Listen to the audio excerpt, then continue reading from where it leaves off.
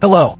Wong Chin Yun was born in 1956 in Changchun City, Jilin Province. She had two older sisters, a younger sister, and a younger brother. Coming from a large family, their living conditions were poor. The entire household relied solely on her father's meager income to survive.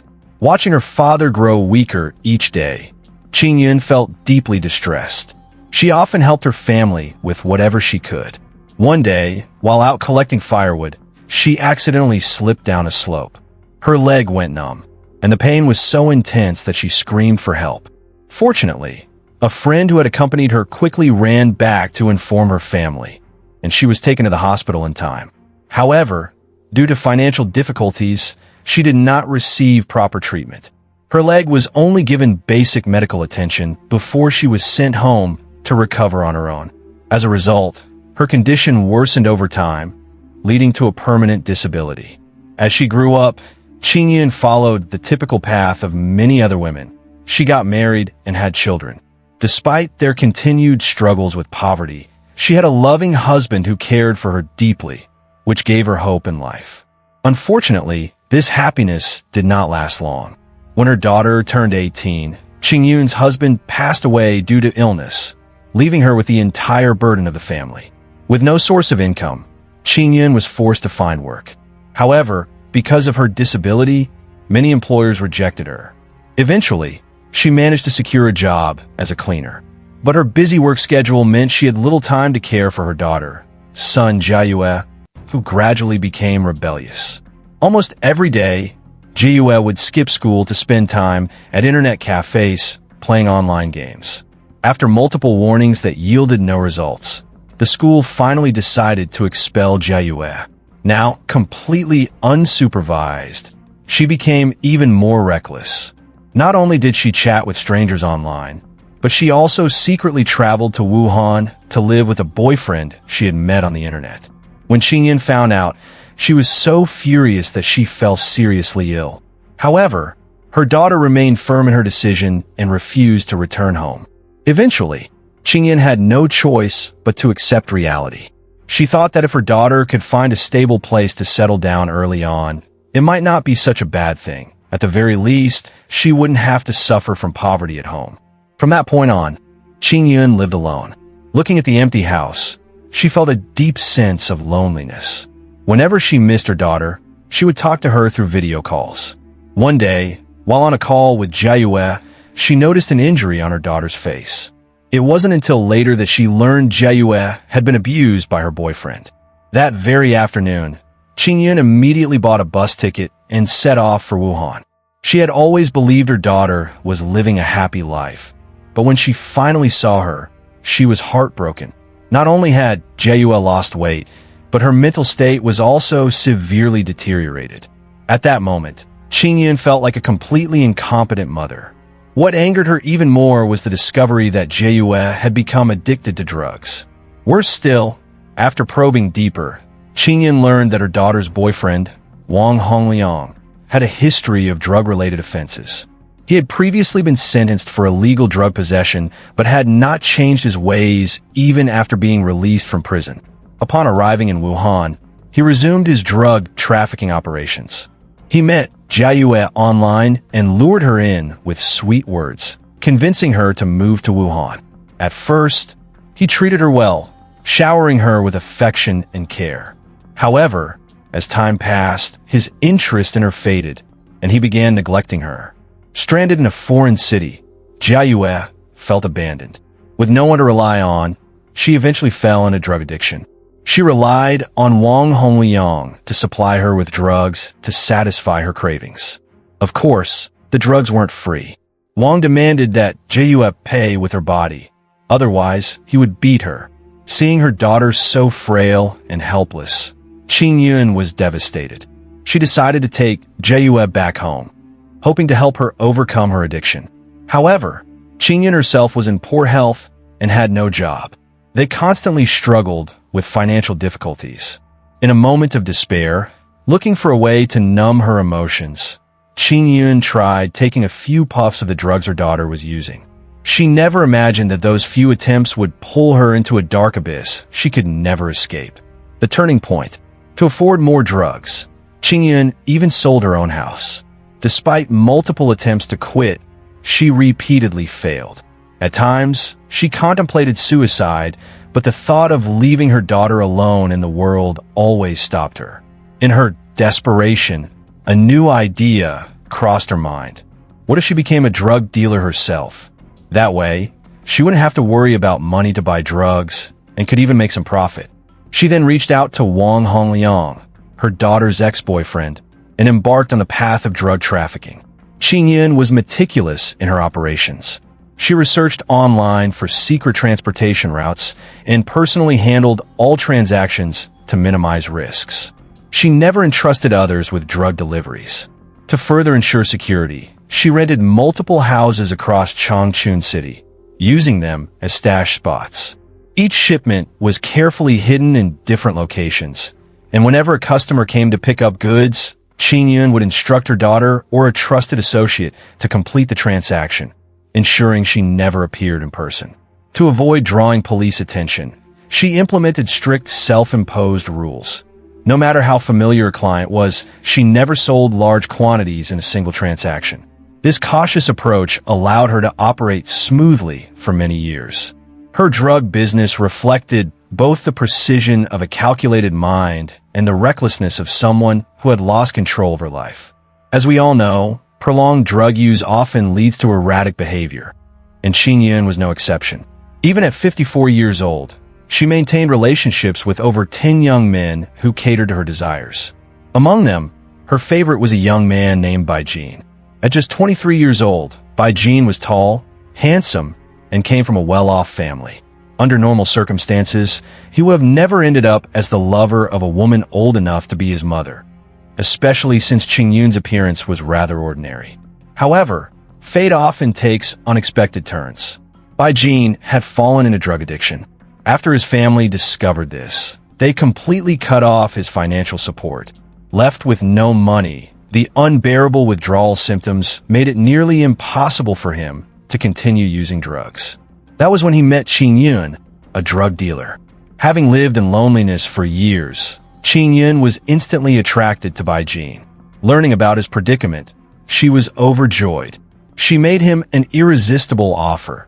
If he agreed to stay by her side, she would supply him with unlimited drugs for free. Not only that, but she would also give him money for his personal expenses. Although such a demand was difficult for a 20-year-old man to accept, the cravings from his addiction made it unbearable. After much deliberation, Bai Jin finally agreed. From that moment on, he became Wong Chin Yun's kept man. Every time she touched him, he felt nauseous, especially when he was sober. Many times, he wanted to leave her, but whenever withdrawal symptoms kicked in, he had no choice but to return. Chin Yun understood his thoughts well. Every time he tried to leave, she had her own ways of punishing him. Once, when an exceptionally beautiful woman came to buy drugs, Bai Jin stole a few glances at her. Chin Yun immediately ordered him to have sex with her right in front of the woman. What was even more terrifying was that after it was over, Chin Yun demanded that Bai Jin, the woman, and another man named Xiao Jiang all have fun together. This lifestyle continued for more than 6 months, until Chin Yun met another young man named Zhao. Only then did Bai Jin's situation slightly improve. Aside from the dozen or so young men who satisfied her physical needs, Chin Yun also maintained relationships with various drug addicts. Those who couldn't afford drugs often visited her stash houses to get high for free. However, the condition was that they had to spend the night with her.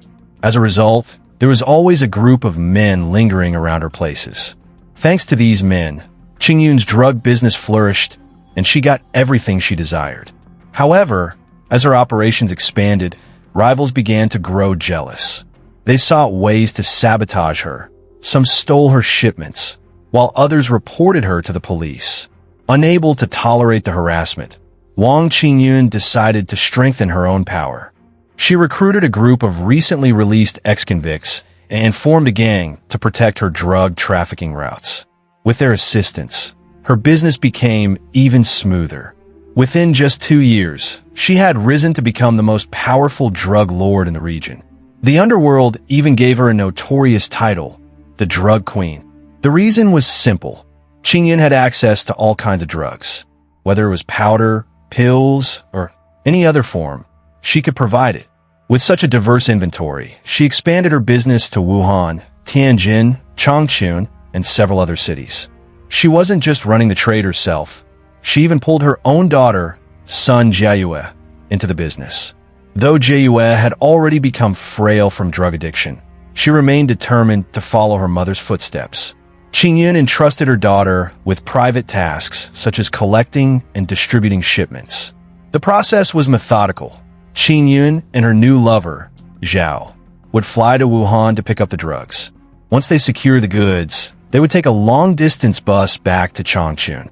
At a rented apartment, Chin Yun would divide the drugs into smaller portions before handing them over to Jiayue, who would then make deliveries to designated locations. This method had worked for many years. However, at around 10 a.m. on April 10th, a young woman named Chun Danfeng from Jilin province, introduced by a friend, arrived at one of Chin Yun's stash houses to purchase drugs. Everything seemed to go smoothly, but the moment she stepped out of the building, she was surrounded by police. In reality, as early as 2009, law enforcement had received anonymous tips about Chin Yun and her daughter's long-term drug trafficking operations in Changchun. Immediately, the police launched a secret investigation, which lasted over 5 months. Eventually, they gathered enough evidence to take them down. The authorities split into 2 teams. One followed Chin Yun to Wuhan to track down and apprehend her drug supplier, while the other stayed behind in Changchun to monitor and arrest Chin Yun and her associates. That day, officers had been waiting outside Wong Chin Yun's residence for hours. As soon as Chun Danfeng appeared, they moved in and arrested her. From her possession, they seized 10.46 grams of meth and 12 ecstasy pills. With concrete evidence, the investigators stormed the apartment where Chin Yun and her daughter were using drugs. Inside, they found 26.38 grams of meth and 125 ecstasy pills. Zhao, who was keeping watch outside, was also caught. When police searched his backpack, they discovered 205 grams of meth and a staggering 1,431 ecstasy pills.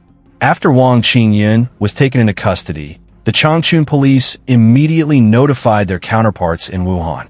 The Wuhan officers did not disappoint. With the assistance of local authorities, they successfully captured Wang Hongliang, the man supplying Chin Yun with drugs.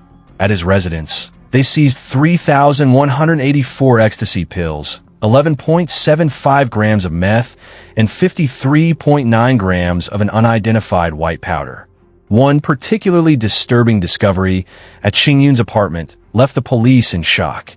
When they stormed in, they found her inside a room with over 10 young men, all in good physical shape. Initially, officers assumed they were her bodyguards. However, upon questioning, they realized these men were not there for protection. They were her companions. Investigators soon learned that all of these young men were drug addicts. If they wanted free access to drugs, they had to sleep with Chin Yun. In an attempt to justify her actions, Chin Yun proudly compared herself to Empress Wu Zetian, claiming she was merely keeping young lovers like the ancient ruler. Hearing this, the police exchanged bewildered glances, struggling to process what they had just witnessed. But the shocking events didn't stop there. Son Jiayue's behavior upon arrest was even more appalling than her mother's. After locating Jiayue, police followed her to a bathhouse. They spent nearly an entire day staking out the location before finally apprehending her. What happened next was beyond comprehension. Jia, in an act of sheer desperation, attempted to seduce the officers. She naively believed that her beauty could help her negotiate a lighter sentence. The dark side of the case. In the end, the police seized a total of 4,752 ecstasy pills, 253.6 grams of methamphetamine, 53.9 grams of black powder, 2 vehicles involved in drug trafficking, and 260,000 yuan in drug money. During the interrogation, Wong Chin Yun tried to justify herself. She admitted that she knew drug trafficking was illegal, but she claimed she had no other choice due to her desperate circumstances. Chin Yun insisted that she was forced into this path by her situation. She had many siblings, yet none of them ever offered to help her. In fact, she claimed that not a single one of them had ever given her even 100 yuan. She said she had tried to find a job, but due to her poor health, no one would even hire her as a nanny. In her statement, she described how, after experiencing the cold indifference of the world, she finally decided to take this route. What was truly sad was that, after choosing this path, Chin Yun not only felt no remorse, but even found enjoyment in it. She admitted that using drugs not only brought her money, but also helped relieve the pain in her body. Even while in prison, Chin Yun appeared cheerful. She confessed that in the past, she had always been alone at home, with no one to talk to. But now, in the detention center, she shared a space with 20 other inmates. The liveliness of the place made her feel less lonely. To someone who had spent years in isolation, this environment felt like paradise. One can only wonder how Sun Jaeyua must have felt upon hearing these words from her mother. In the past, after losing her father's love, she had longed for affection from others. However, in her pursuit of external validation, she neglected her mother's emotions. After losing her husband and watching her daughter leave home, Chin Yun also sank into despair. Left alone in an empty house, it was inevitable that her mental state would deteriorate. Perhaps everything in life happens for a reason. Yet, no matter the circumstances, breaking the law is never justified. There were always other paths she could have taken. It was Jiayue's downfall that led her mother down this irreversible path of crime. In the end, their fates were sealed and their punishment was deserved. However, many people still sympathized with their tragic and turbulent lives. And you, what do you think of this infamous mother-daughter duo? A crime syndicate with immense power, expanding for over 3 decades in an autonomous region of China. With their influence, they took control of everything, even going so far as to ruthlessly eliminate innocent people who stood in their way. All the dark truths about one of the most notorious gangs in China's criminal underworld will be revealed in this video. In the 1980s, Huang Yingxiang, a native of Xiangjiang, began to rise in prominence as he became the head of the Huang family. He became the leader of the construction group and established the Construction Committee of Xianjiang County in Hainan Province, China. He had 5 sons and loved them dearly, despite the fact that they frequently caused trouble everywhere. He never resorted to violence or punishment to discipline them. Gradually, these 5 sons grew up and became more arrogant and domineering. With their powerful influence, no one dared to challenge their family. Moreover, his second son, Huang Hongxin, became the deputy secretary of Tuying District in Haikou City. His third son, Huang Hongbu, worked at the prosecutor's office, further solidifying the Huang family's status. With such power, they cast a shadow over everything, committing countless crimes without consequence. Notably, the youngest son Huang Hongfa, though the youngest of the 5 brothers, but was the most arrogant. Even while still in school, he had joined the underworld and criminal gangs. Thanks to the family's wealth, he formed his own gang and recruited young gangsters from other criminal organizations to work for him. Gradually, Huang Hongfa amassed a large following, and the Huang family became a formidable force. In February 1990, his 4th brother, Huang Hongming, got involved in a fight that left 1 person dead and another seriously injured. This situation could not avoid trouble, but with his father's influence, Huang Yingxiang took various actions to protect his son. Not only did Huang Hongming evade any punishment, but he also used his father's power to retaliate against the authorities. This incident spread throughout Xianjiang County, making everyone aware of the Huang family's expanding dominance. After establishing a strong presence among the major gangs, the Huang family began to expand and take over smaller gangs, thereby solidifying their dominant position. The Huang family became a powerful gang. Although they were not involved in business themselves, with their initial wealth, the family thrived. In 1991, Huang Hongxin purchased rare gambling equipment like horse racing machines and slot machines from Guangdong to bring to Xianjiang County. This new style of casino attracted the attention of gamblers and became a lucrative business. The Huang family wasn't the only one running this type of operation in Xiangjiang. To capitalize on the money-making opportunity, they employed ruthless tactics to attack their competitors. Their method was simple: send henchmen to harass rival small casinos and then buy them out at a low price to expand their operations. Huang Yingxiang entrusted his third son, Huang Hongbu, who worked at the prosecutor's office, with managing the casinos. Huang Hongbu's methods were brutal. Before long, many casinos in Xianjiang County were linked to the Huang family to maintain their position and profits. Huang Hongbu hired a large number of thugs to help manage the operations. In 1995, the Huang family targeted the Jiang family, a local family also involved in the gambling business. Huang Hongfa devised a plan, sending 5 young men armed with axes and other deadly weapons to launch a direct attack. Jiang Gusi, a member of the Jiang family, was stabbed 27 times. Fortunately, he survived, though he was severely injured, classified as an 8th-degree disabled person, and lost sight in his left eye. All 5 perpetrators were never punished by the law and fled to Guangdong to evade capture. Huang Hongfa returned and provided them with funds so they could live comfortably in hiding. They claim to have killed Jiang Guisu, but the case remains unresolved. The Jiang family realized they were no match for the Huang family and were forced to leave Xiangjiang, where they had lived for many years in search of safety. With the Jiang family driven out, the Huang family immediately absorbed their territory, effectively seizing control of the entire gambling market in Xiangjiang. The Huang family relied on these casinos to profit from the operation. Many original leaders and key members of the gangs admitted that Huang Hongfa was in charge and they had to obey his commands. Other notable figures included Lin Haidao, the leader of the Triangle Road Gang, Wen Hai, the boss of the Sugar Factory Gang, Fu Zheng, and many others. These members became sworn brothers of Huang Hongfa, and thanks to their abilities, they were quickly appointed to important positions in the organization. At this point, no one in Xiangjiang dared to oppose the Huang family due to their vast network of control. However, nothing lasts forever.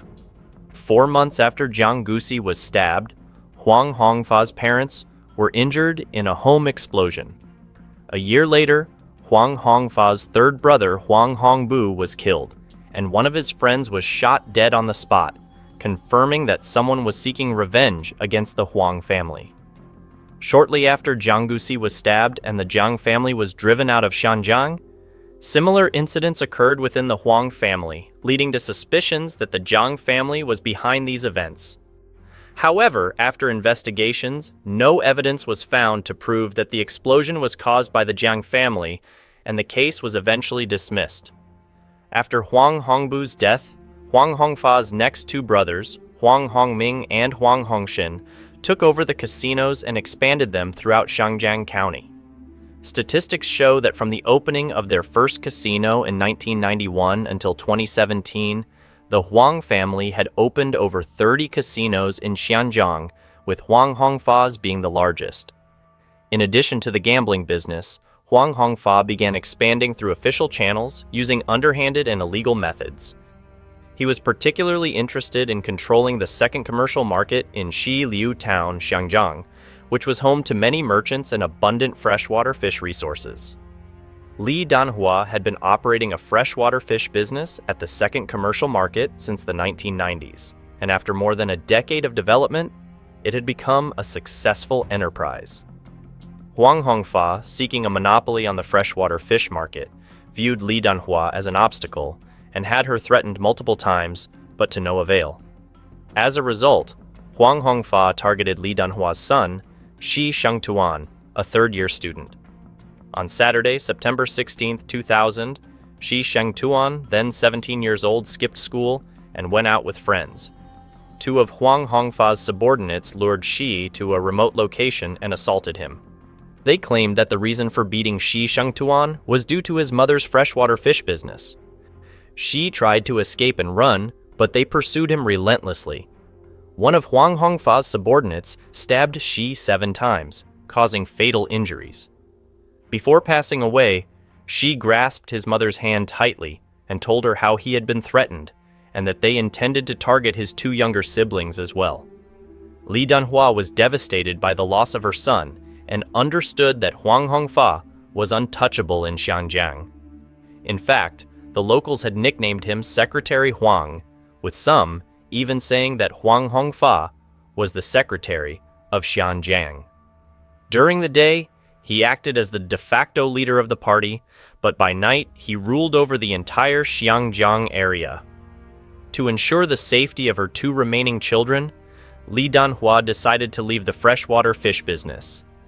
She sent her two children abroad for their education and instructed them never to return to Xianjiang.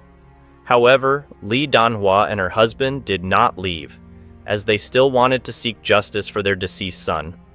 They filed complaints and traveled through various cities and districts in search of justice. Eventually, one of Huang Hongfa's subordinates, Chen Jiang, surrendered, but Liu Yuexing, the one who stabbed Xi Shengtuan, was not arrested until 9 years later, when he was caught for theft in Haikou. Throughout the process of seeking justice, Li Danhua and her husband did not dare to openly accuse Huang Hongfa, despite knowing that he and his close friend Wen Hai were the masterminds behind the crime. Li Danhua knew that even if she filed charges, she couldn't touch them as they were infamous for their cruelty and dominance. The name Huang Hongfa became taboo in Xianjiang and throughout Chinese society at the time. If anyone went after him, they would undoubtedly face trouble or worse, meet an unjust death. Not only did Li Danhua's family become his victims, but the Huang family also summoned hundreds of thugs to seize control of the second market in Xiliu town. Urchants who refused their demands were threatened, beaten, and verbally abused, leading to many violent confrontations. The Huang family succeeded in controlling the market through illegal means. The people left helpless, dared not resist their oppression. They were forced to either retreat or comply with the Huang family's management, paying exorbitant fees for their stalls. Even though the government intervened to order the Huang family to leave the market, but they did not comply with the court's ruling. Instead, they sent over 100 thugs to attack and destroy the market, injuring many people. Even the director of the court enforcement agency handling the case was threatened for over a year. Besides its abundant freshwater fish resources, Xianjiang was also blessed with the largest iron ore mine in China. After gaining control of the market, Huang Hongfa didn't stop at freshwater fish, but also turned to the iron ore business. On December 20th, 2000, he established Hongqi Industrial Company Limited. Although the company appeared legitimate, but in reality, all its activities were illegal. They used legal loopholes to gain access to Shangjiang Xiliu Iron Mine, the largest iron mine in China. Huang Hongfa had no legal rights to mine, but he found a way. He bought iron ore and resold it, hiring employees from Hainan Iron and Steel Company to act as the company's general managers. Huang Hongfa then leveraged his family's financial backing to bribe security personnel and corrupt staff at Hainan Iron and Steel Company, enabling him to conduct parallel smuggling. Every time they passed through a checkpoint, a portion of the iron ore was skimmed off. This embezzlement was a form of stealing national assets. It is estimated that through this method, Huang Hongfa illegally earned at least tens of millions of yuan. The contract was for only 10,000 tons, but it was inflated to 50,000 tons. How could he not make money from that?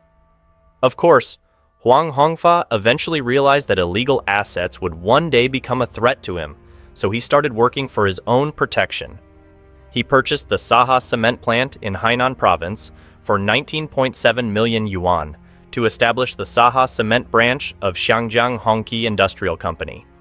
Limited after becoming chairman, Huang Hongfa continued to assign the former plant director to manage it.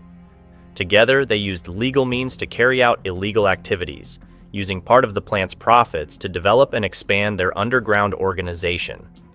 The Huang family established an illegal monopoly on sand and gravel mining to sell concrete in Xiangjiang County. They created an industrial chain beyond the major industries in Xiangjiang.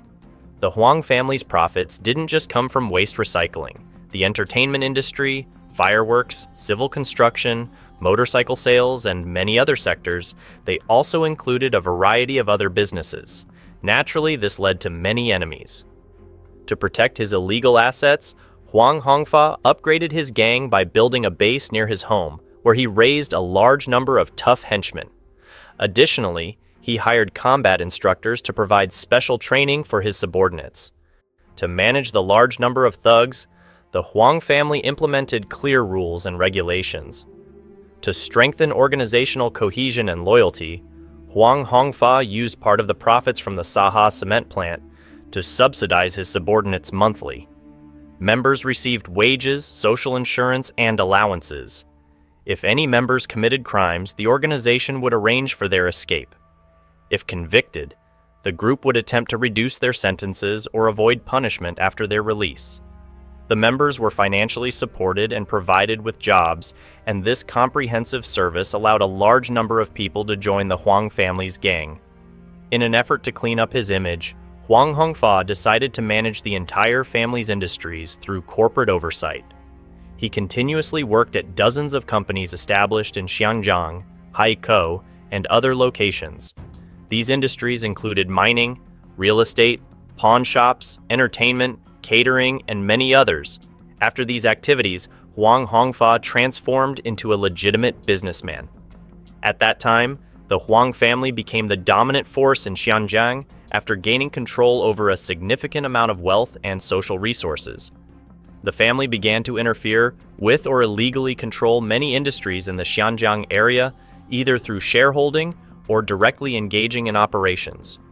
By then, everyone in Xiangjiang knew the rules, and Huang Hongfa was regarded as the king of Xiangjiang. He became the ultimate decision-maker there. The first thing anyone wanting to do business in Xiangjiang had to do wasn't to apply for a business license, but to get Huang Hongfa's approval. In June 2008, Huang Hongfa's cousin, Li Xiangguang, established Xiangjiang Hongwen Resource Recycling Company. The goal of this company was to monopolize the entire waste recycling industry in Xiangjiang. Of course, this was only possible due to Huang Hongfa's power. In a short time, the waste recycling industry in Xiangjiang was completely under Li Xiangguang's control, and it lasted for 7 years. On July 29, 2015, the Xiangjiang Autonomous District Chamber of Commerce signed an agreement with Xiangjiang Hongwen Company to terminate their contract. Although it appeared that Li Xiangguang was the one controlling the entire waste recycling industry, but the real power behind him was Huang Hongfa. The two were not only closely connected, but also had significant economic ties, and dealing with these recycling companies was no simple task. On June 14, 2009, an internal conflict occurred within Huang Hongfa's underground organization. Li Guochun, a subordinate of Huang Hongfa, was beaten by Zhao Chengfan, a subordinate of Huang Hongming, Huang Hongfa's fourth brother, for showing him disrespect. Huang Hongfa instructed 3 of his trusted associates, Fu Zheng, Wen Hai, and Zhang Fuwen, to teach Zhao Chengfan a lesson. Shortly after, a large-scale armed fight broke out involving over 100 people at Zhao Chengfan's house and in the surrounding areas. During the fight, Lin Haidao, a 26-year-old known for his pork business, tragically lost his life. Lin Haidao had returned to Xiangjiang to help his parents with their business, but unfortunately, he was killed on the streets. His parents were devastated by the loss of their son. They knew that their son had died at the hands of Huang Hongfa's illegal organization, but they felt powerless, fearing Huang Hongfa's name, as no one in the local area dared to challenge his power. After this incident, Huang Hongfa tried to cover it up by falsifying interrogation records and erasing all references to himself through bribery. He also sent 600,000 yuan to Lin Haidao's parents as hush money, simultaneously threatening them that, whether they liked it or not, they had to forgive Huang Hongfa. Powerless, they had no choice but to comply. However, Huang Hongfa couldn't save his comrades. 2 of his trusted associates, Fu Zheng and Wen Hai, were sentenced to 6 and 7 years in prison respectively. But in reality, they only served 2 years before being released on early parole thanks to Huang Hongfa's influence. After their release, Huang Hongfa spent another 1 million yuan in bribes to secure their freedom. On September 17, 2012, Huang Hongfa ordered a group of thugs to attack the Wenzhou Yi Clan Entertainment Club in Shiliu Town, Xiangjiang County. After brutally beating the staff, they left. The reason for the attack was a simple dispute between the club's employees and Huang Hongfa's people. Incidents like this were countless in Xiangjiang. Any conflict with the Huang family would result in a gang of thugs being sent to attack. They often carried knives and axes, destroying everything in sight. In 2012, Huang Hongfa's father, Huang Yingxiang, wanted to buy the orchard belonging to Zhang Anzuang, the owner of the fruit orchard. However, Zhang Anzuang didn't want to sell it to the Huang family. So, Huang Yingxiang used forceful measures to compel Zhang Anzuang to transfer the orchard. Zhang Anzuang was forced to sign a contract transferring 7.98 mu, about 1.32 acres, of orchard to Huang Hongfa for just over 170,000 yuan. Only a year later, in October 2013, the Xianjiang County government reclaimed the orchard land and granted more than 14.25 million yuan in compensation for the expropriated land. It was a deal far more profitable than any million-dollar business venture. Over the course of 30 years in Xiangjiang, Huang Hongfa and his family, along with their gang, committed countless crimes across the region. Everyone despised their actions, yet no one dared to speak up or voice their grievances against the injustice. In the eyes of the public, Huang Hongfa was the local emperor of Xiangjiang, and to live well, people always had to bow to the Huang family. The tentacles of the Huang family's octopus-like network had reached deeply into the ranks of Chinese officials. Some officials had become protectors and accomplices of the Huang family. For years, Huang Hongfa sought illegal protection and spent vast amounts of money bribing corrupt officials during his operations. Government agencies such as the Public Security Bureau, the Commerce Bureau, the Market Supervision Bureau, the Water Resources Bureau, the Land Department, and others in the lower Xiangjiang area had all fallen under the control of the Huang family's influence. As a result, the Huang family's position became unbeatable, and they could even infiltrate the state apparatus with ease. The truth about the crimes committed by the Huang family in Xianjiang was finally exposed. On January 6, 2019, under the direct leadership of Hainan Province's Anti-Gang and Crime Task Force, the Hainan Provincial Police deployed 1,210 officers and over 300 provincial vehicles to carry out the operation. The operation was highly successful, capturing the leaders Huang Hongfa, Huang Hongming, Huang Yingxiang, Huang Hongxin, and other family members, as well as key gang figures. In total, over 170 suspects were arrested by January 8, 2019. The Office of the Special Crime Task Force issued a public notice condemning the crimes of Huang Hongfa's gang, urging fleeing criminals and officials involved in the case to surrender. However, 45 suspects from Huang Hongfa's gang were still at large, though within a week most of them gradually turned themselves in. Despite this, many victims still feared reporting the crimes or pursuing legal procedures due to the threat of retaliation. On April 23, 2019, the Hainan Provincial Anti-Crime Task Force decided to demolish the illegally built Lanjin building belonging to Huang Hongfa in Xiangjiang to demonstrate their determination to crack down on crime and restore the credibility of the local government and judicial agencies. During that time, the task force received numerous reports from the public. The crimes committed by Huang Hongfa's criminal organization over the past 30 years were so despicable that they required trucks to transport the evidence. When the police delivered the case files to the prosecution office, over 1,000 case files were piled onto trucks. The amount of illegally obtained assets was as terrifying as a small mountain, with even more assets yet to be seized. The total value of assets involved reached 2.53 billion yuan. Although Huang Hongfa's gang-related organization had been dismantled, but the trial process still posed significant challenges. This case exemplified the difficulties of investigation and interrogation. It was one of the largest gang-related cases ever since Hainan Province was established. After more than a year of painstaking investigation, evidence gathering, and interrogation, all the criminal details of the members of Huang Hongfa's vast criminal organization were uncovered. The nature of the crimes and the severity of their consequences were enormous. Huang Hongfa held the top position in the organization, wielding real power and serving as the backbone of the entire operation. On November 22, 2019, the case was finally brought to trial. Due to the complexity and scale of the case involving over 200 individuals, it was divided into 4 separate trials held simultaneously across 4 courts with 4 different judges. The trial lasted a total of 27 days, with each session running nearly 10 hours a day. The Hainan Provincial Intermediate People's Court Number 1 found Huang Hongfa guilty of 16 charges including organizing and leading a criminal organization, intentional injury, and other crimes. He was sentenced to death, stripped of his political rights for life, and all his personal assets were confiscated. Huang Hongfa's father, his second brother Huang Yingxiang, Huang Hongxin, and several others were sentenced to prison terms ranging from 25 years to life imprisonment.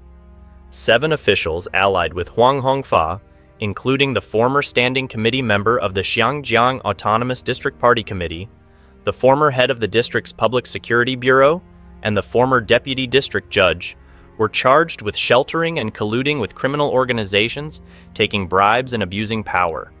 They received sentences ranging from 15 to 25 years in prison. Notably, it took nearly a full day to read the indictment, and the final judgment spanned more than 2,480 pages. However, Huang Hongfa did not accept the initial verdict and filed an appeal with the Hainan Supreme Court. The Hainan Provincial High People's Court upheld the original ruling and submitted the case to the Supreme People's Court for review according to legal procedures. On January 30, 2020, the Supreme People's Court carried out the death sentence against Huang Hongfa in Xiangjiang County. This gang-related case, the largest in terms of participants, scope, and public attention since the establishment of Hainan Province, was finally resolved. The fight against gangs and organized crime has seen significant achievements over the past 3 years. Although the national 3-year special campaign against gangs and crime has officially ended, but it does not mean the crackdown on gangs and crime has ceased. Of course, evil is something that always exists alongside our lives. However, after all the negativity and darkness, what remains is hope. And with that hope, we can trust that as long as evil exists, it will always be eradicated by the good, until not a single trace remains. What do you think about this story? Feel free to leave your thoughts below in the comments for everyone to read. Don't forget to like and subscribe to support me. Thank you for watching. Goodbye.